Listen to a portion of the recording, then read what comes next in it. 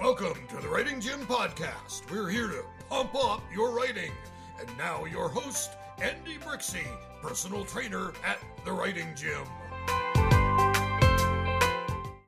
Hello, I'm Andy Brixey, personal trainer at the Writing Gym. I'm happy to be here today with Annalisa Parent. Did you guys know that Annalisa once hung from the rafters of the Eiffel Tower? Seriously, check it out.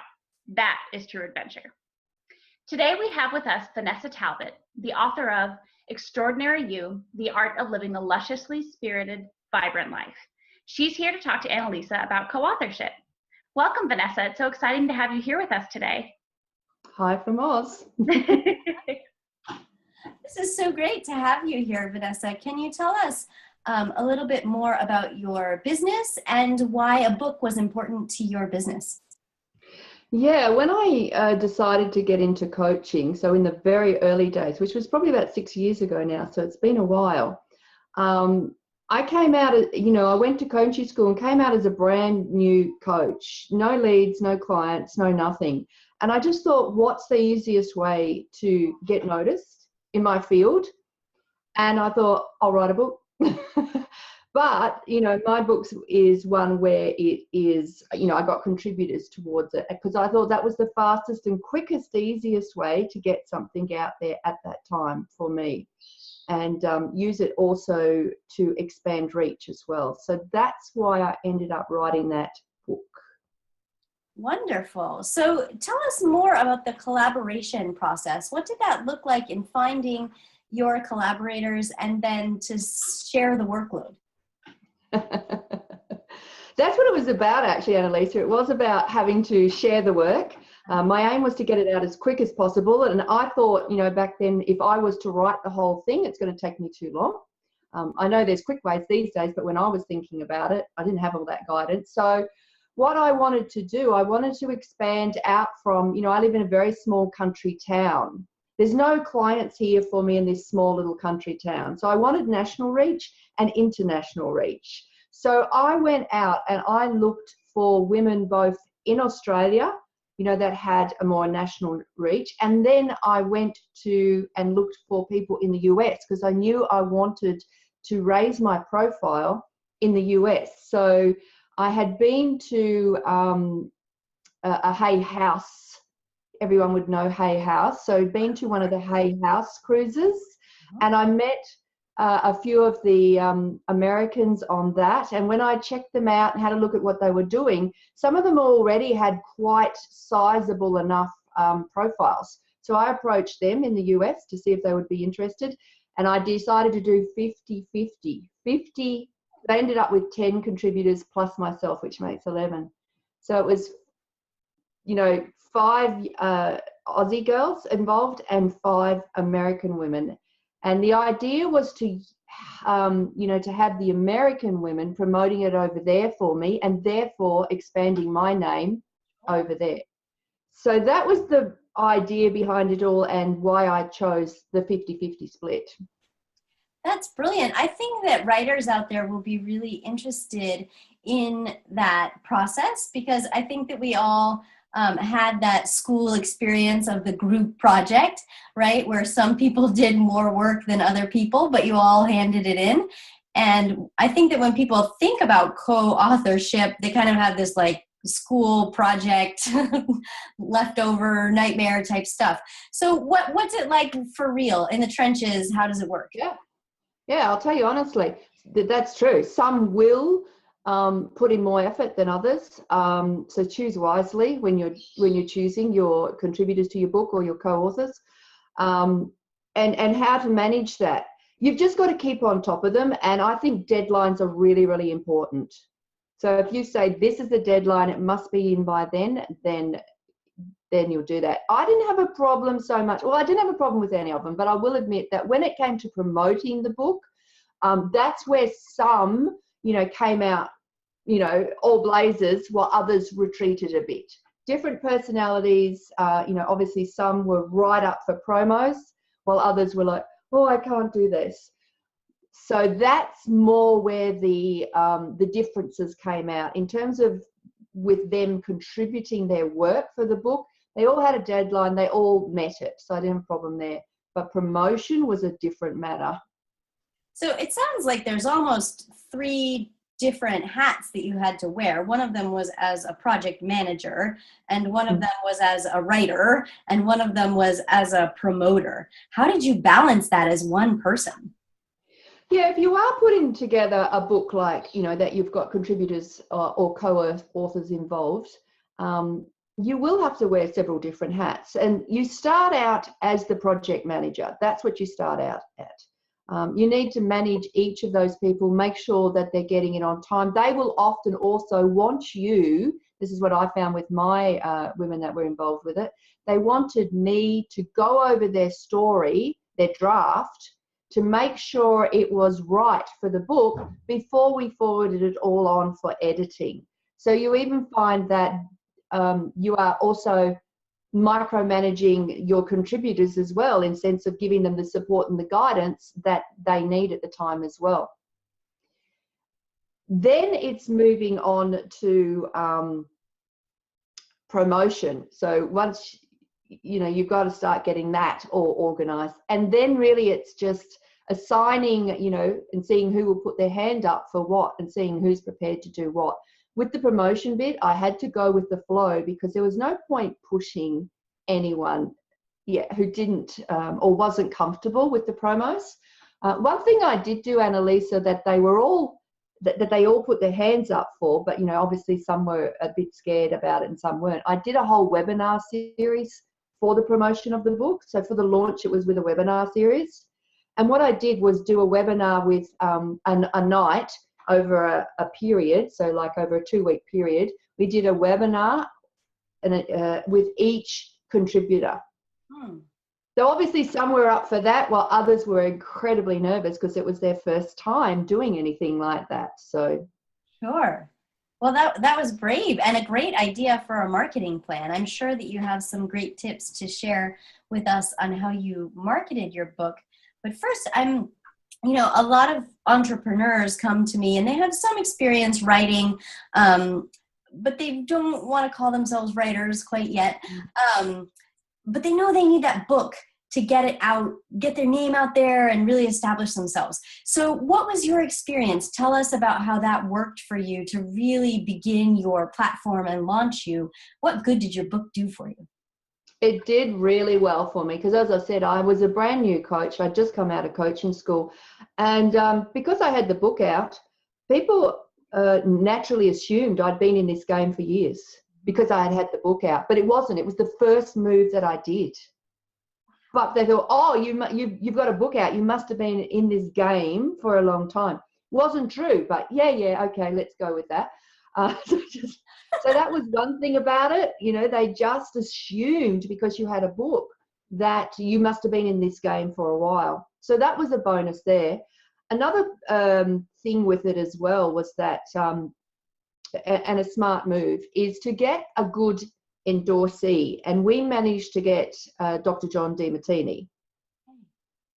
Yeah, so we got him to endorse the book in the early stages. So just having his name associated on the, on the book, so on the back cover, associated on the sales pages with his endorsement.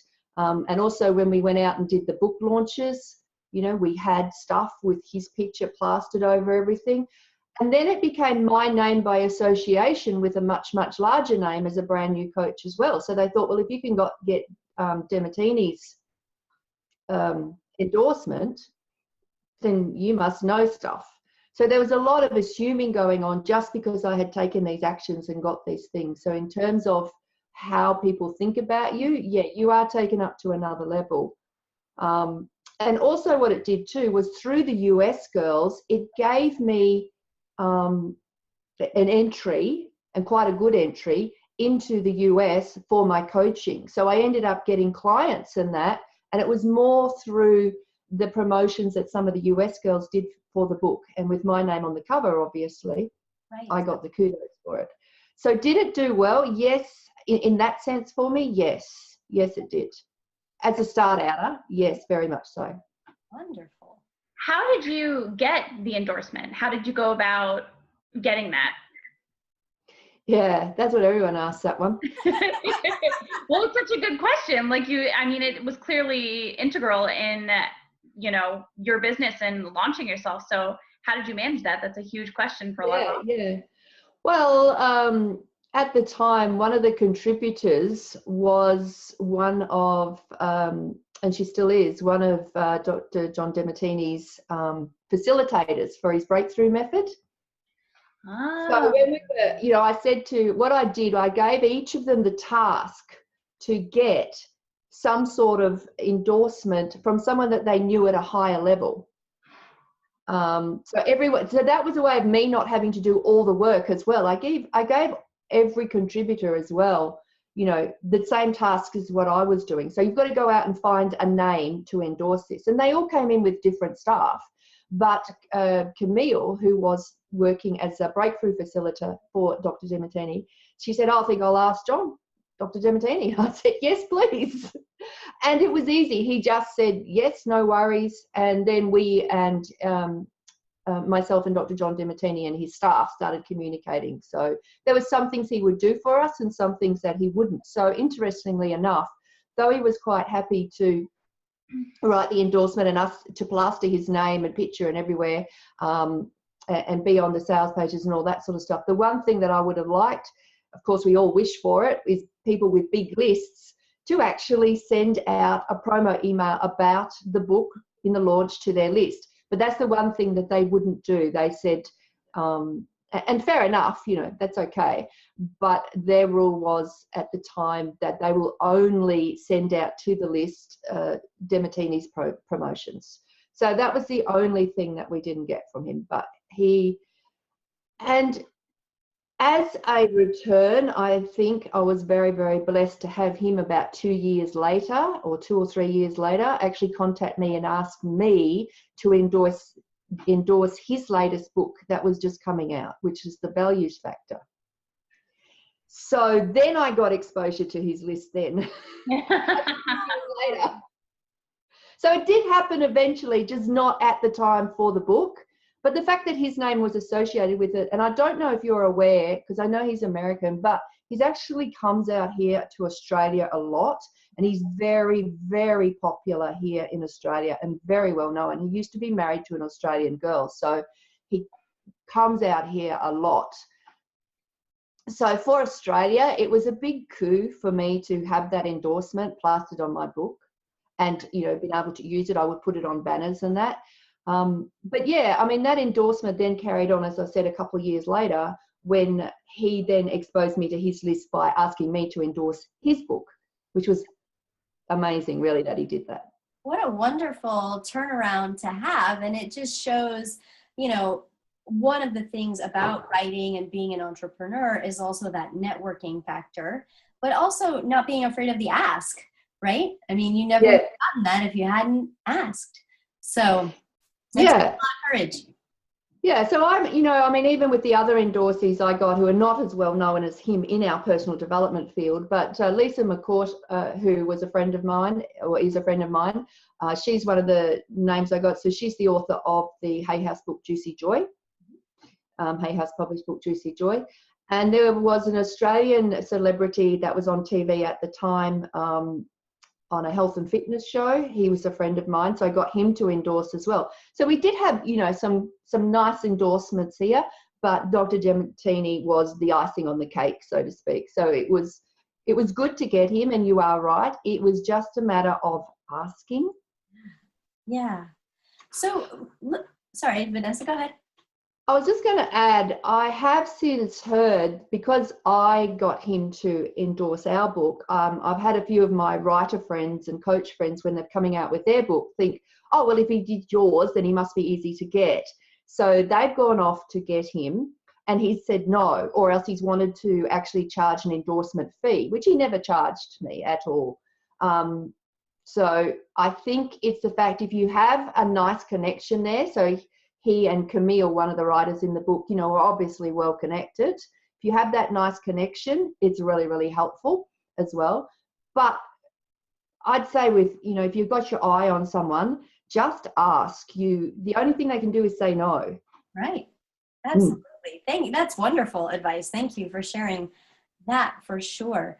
Let's move over to content, Vanessa. When a lot of entrepreneur writers come to me, they've got an idea, they're definitely experts in what they coach, but they don't know how to put it all together in a book. And what should I say first? And how much story do I tell? And how much information do I give?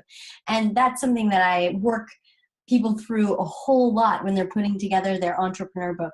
What were your strategies for solving that problem? So each author was given a word count. So they had to submit their story, and they were given an outline of the type of message that we wanted to get across to our readers.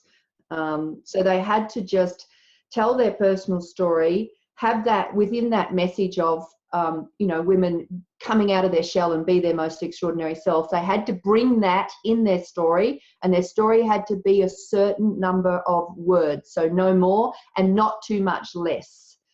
And I chose women as well also that I knew that could give me a variety of stories as well.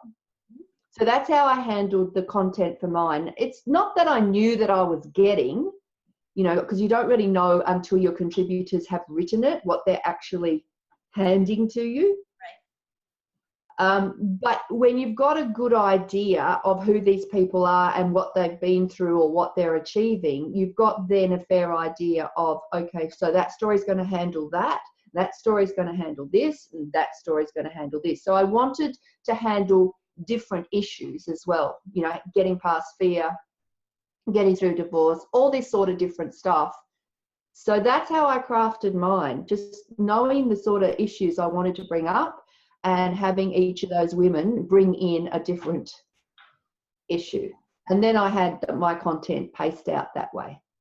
That's great. So it sounds like you really gave them enough information that they'd have some guidance on where to go, but there was enough room for them to be themselves and kind of talk about what they had to say. Yeah, absolutely, Annalisa. That's perfectly right. It was just giving them that guidance of, this is what I'm after. And this is the message that we need to do for our readers.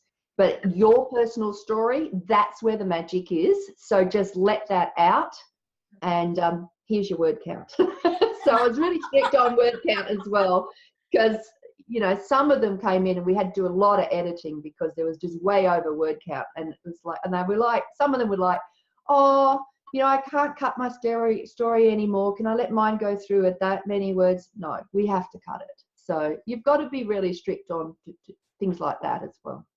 You raised a really important point there, Vanessa. I think there's a lot of leadership that comes into that, in setting some rules and some boundaries and keeping to those, but also in coaching almost people through what the expectations are. So it sounds like co-authorship is also owning the leadership role that requires to make sure that the work gets done and that it's up to the standard that you want and that kind of thing. Yeah, it's really funny because when I went into it, I didn't see it that way. I just saw myself as just making sure that I was, putting this book together in a way that I wanted to. But I found that the girls were referring to me as their loving, caring leader. So they just naturally started to see me that way. And I suppose it's just because I would say to them, this is what we want and this is how we're going to do it. But, without being a tyrant or anything like that. So, yeah, I think you have to step up and be prepared to be the leader if you're going to take on a co-authorship or contributors book project. You cannot leave it for your contributors. You just cannot. Someone has to be the one that's making this project and driving it forward. Sure. So go ahead, Andy. Sorry. I have a question about how you chose your co-authors. You said that, where you met them and things, but were there specific criteria that you had in mind, like personality types or, besides just having a story, but things that you searched for in the other people that you knew you would work well together?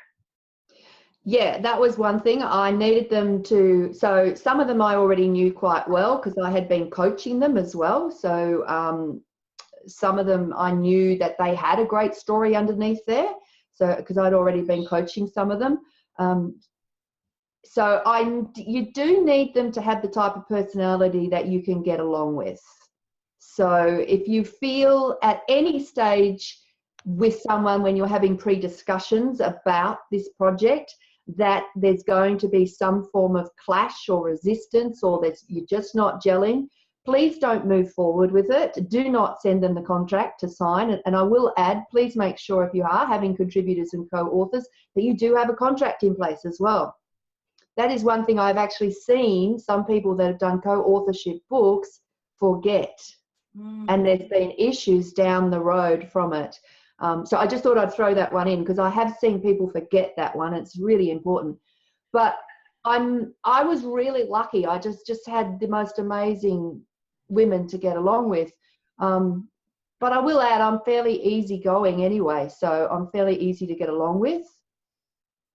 Do you know what I mean? So I don't really have personality clashes that much, that often. But if there is someone that's not right for you, you'll get the red flags very early. Don't bring them in on the project because it'll end up making your project not as enjoyable as it could be when you've got a nice team of people around you that you enjoy working with. Absolutely. That's a really good point. You mentioned the importance of having a contract. What do you include in that contract? What did you include in yours? That all the rights to the material was mine. So you've got to make sure, they could use their chapter, obviously, but it also always had to be contributed towards the book. Right.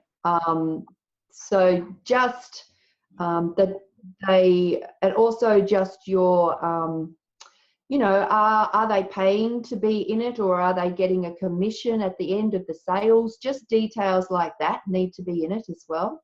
So they may be paying an upfront fee to be in the book, like a contributor's fee. So you have to write that in. And are they expected to get any commission, percentage, from the sales of the book? All these things need to go in it. So they were the main things. Also a photography clause. If you have images in your book of them, make sure that they are releasing those images to you. It's just, dotting your I's, crossing your T's, just taking care of that little stuff. And though you wouldn't expect, there to be any problem with any of that, I did have where one woman wanted to use her chapter in my book to go and put in her book as well. Oh boy. Yeah. So this is why you need to have these contracts up front first up and set it all out, that what can and cannot be done. That was very wise. That's also really good advice. So thank you for sharing that with the writers who are listening. That's really helpful. Yeah, as I said, I have seen a few, because, I work with coaches, as you know, profile builder for coaches to make sure that they're getting out there. So obviously books are part of their plan, though I don't coach them on the book writing or anything like that. That's up to them to go off and do it. I have seen some of my coaches where they have started by the time they come to me and they have forgotten a contract, and then they're faced with some of the most just dramas and issues because they haven't had anything solid in writing. Right.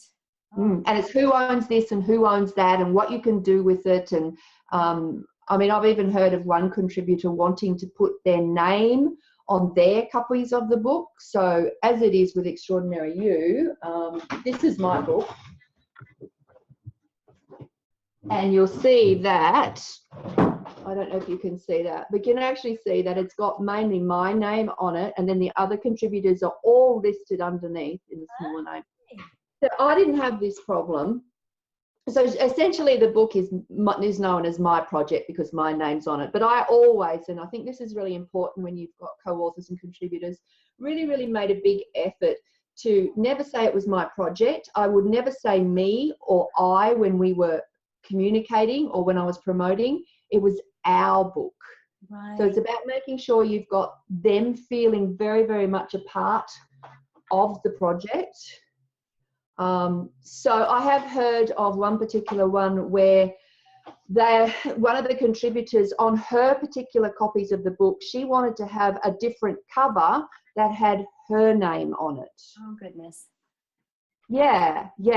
And the lady, the book project manager, who put together did not have a contract in place saying that couldn't be done. Oh, no. Yeah, so it went off to legal. It went far, and it didn't need to. So even little things like that, you have to be wary of what goes in your contract. Yeah, so a lesson there as well. Wonderful. So you held up your book, gorgeous cover. Tell us more about your book and what it's about specifically. Extraordinary You. I want to know more. Yeah, it's a great present to my clients now. But at the time when it came in, I was in the personal development field. Not so much now because I work exclusively with coaches now on building their profile. But when I first started out, I was just doing general life coaching for women who were, say, 35 to 50 and just feeling stuck in life, like kids had gotten to a certain age, they didn't need them anymore. So it was really women empowerment and moving forward. And I found what was happening was a lot of ladies were getting to that point where they felt no longer needed because the kids were, off and that. And they had actually given up on all their dreams to raise their families. And they were the sort of people I was talking to and dealing with. So I thought, well, I'd like to get a book together that addresses that and shows people how they can move out of that and into actually having, living really extraordinarily in that phase of your life. It doesn't need to be starting to shut down. When you're starting to get rid of the kids, that can actually be a great, glorious time. Woo! So, you can actually enter into a different phase. So instead of feeling that, I'm not needed anymore, that's the perfect time to start really looking after your own needs. And I found that a lot of them had forgotten, because they've been so used to being wife and mother, completely forgotten how to look after their own needs. So it came out from that. And that was the purpose of the book, to address that audience. I don't work with that audience anymore. So the book to me at the moment, obviously with any leftover copies that I still have here in stock, the book to me now, it does still sell, I still have people buying it and getting it and that, but not at the rate when we did the big promos and first released it and all that sort of stuff. And it really is because I've moved on from that particular area. But I will be doing a new book soon, and it will be all about profile building for coaches. So in this particular niche I'm in now. But that was it, the art of actually being extraordinary, the art of realizing that the extraordinary is actually around you in the everyday as well. You don't have to go off and climb Mount Everest or, with Miss Universe or anything like that to be an extraordinary woman. You could be extraordinary just being an everyday person in your house, but still be feeling like you were living the most extraordinary version of yourself. That was the reason for it. That's how it came about. I love that message. That's beautiful. And I hope people who are listening will reach out and grab a copy of that beautiful book with a beautiful message. Yeah, you still can get it. So it's still out there and about. As I said, one good thing about having a book as well is it's a great present for your clients as well. So every time someone signs up for me, even though now they're signing up for coach profile building, the thing about Extraordinary You, when I give them that book, is that they read it and it's like a confidence booster for themselves, because to step out into the spotlight, obviously you're going to step out of your comfort zone with a lot of stuff. So Extraordinary You is a great present for them to actually have a read before we commence our work, and so that they can start to realize that, hey, I can do this. I can, step out, do everything that I need to do, video, speaking, you name it. Because inside I am actually extraordinary. All I have to do is let it shine. Oh, wonderful. That's a So yeah, it ties in with the work that I used to do previously, and I've brought it with me to the work that I do now. That's beautiful. I think I got all of my questions answered. And Lisa, did you as well? I'm just so glad, Vanessa, that you shared about this book, and I love this concept, and I'm so grateful for wonderful you. Thank you. All right. Well, thank you so much for joining us today, Vanessa. We look forward to seeing what you accomplish in the future. Your new book, you will definitely have to let us know when that comes out. We'll have you back and you can talk about it. And, maybe some of the people that are involved with us can get all of the help from your expertise. For our listeners, you can find Vanessa at extraordinarybeings.com. Definitely keep an eye out for her new book. Thank you so much for taking part in this interview with Annalisa. As always, you can find more information about Annalisa and all of her adventures at datewiththemuse.com. You can sign up to work one-on-one with her through the site, and if you're interested, you should probably do it quickly. There are limited spots for select authors. If you want to get started right away, go to writing-gym.com and subscribe. Make sure and sign up for all of our weekly newsletters and take advantage of everything there is to offer. Thank you guys so much for joining us, and let us know how this interview helped you on your writing journey in the comments below. As always, happy writing! This has been the Writing Gym Podcast with Andy Brixey and Annalisa Parent. To join the Writing Gym, visit www.writing-gym.com.